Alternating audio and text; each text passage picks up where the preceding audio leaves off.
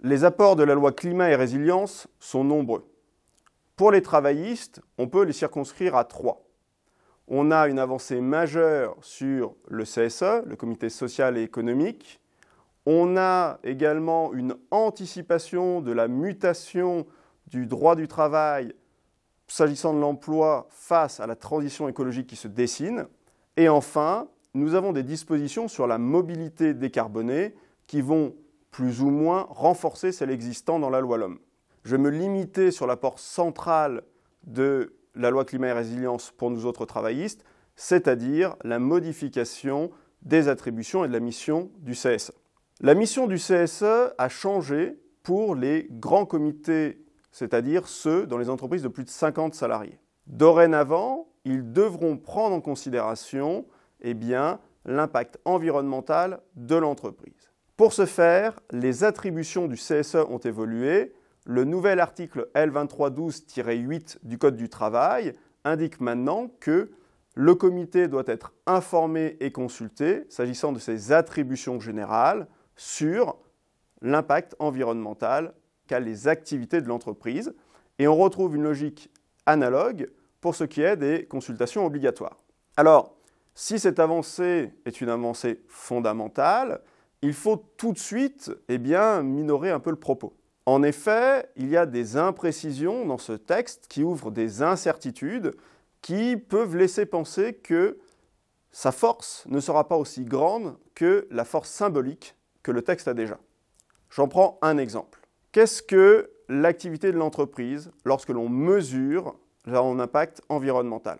Selon que l'on calcule les émissions de gaz à effet de serre selon le scope 1 ou le scope 3, on obtient un résultat très différent.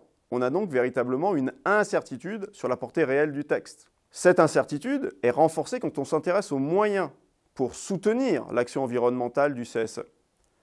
À titre d'exemple, la base de données sociale et économique, qui devient une base de données sociale, économique et environnementale, devra contenir des documents pour apprécier les conséquences environnementales de l'activité de l'entreprise. Aujourd'hui, nous n'avons pas un décompte précis de ces documents.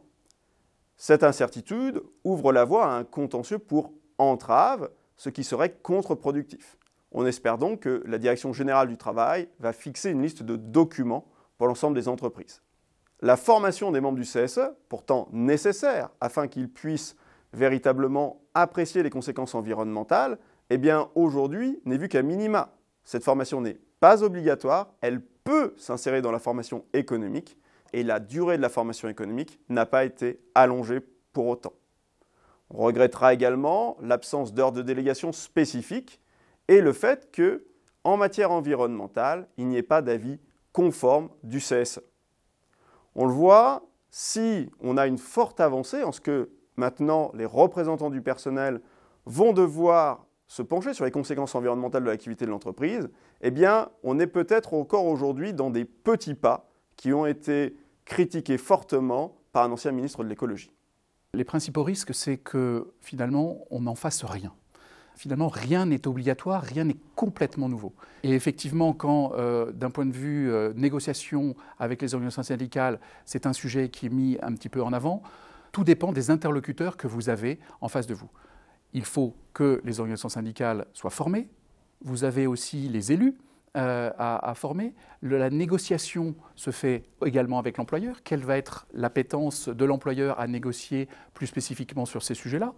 Donc, véritablement, aujourd'hui, on sent qu'il y a une intention, mais pour le moment, d'un point de vue entreprise, c'est flou. Je vois une chose aussi importante, il y a une inégalité de moyens entre les grandes entreprises dans lesquelles je travaille, qui vont avoir les moyens de pouvoir déployer les mesures à mettre en place, vis-à-vis d'autres entreprises qui finalement vont essayer de passer ni vu ni connu. Un risque également que je vois, c'est qu'on critique souvent les entreprises pour ce qu'on appelle le greenwashing, c'est-à-dire teinter d'écologie tout ce qu'ils peuvent dire, tout ce qu'ils peuvent écrire. Cette loi ne l'empêchera pas. S'il suffit de répondre aux X critères pour pouvoir cocher les cases de l'écologie, ça ne fera pas avancer la cause environnementale.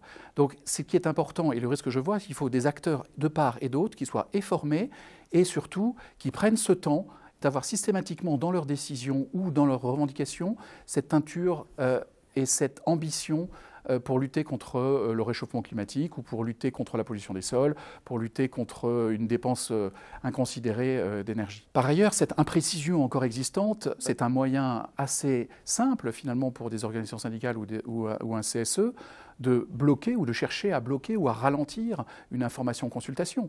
Ce qui est certain également, c'est que c'est un enjeu extrêmement important parce qu'on a des attentes très fortes des salariés et surtout de nos jeunes embauchés.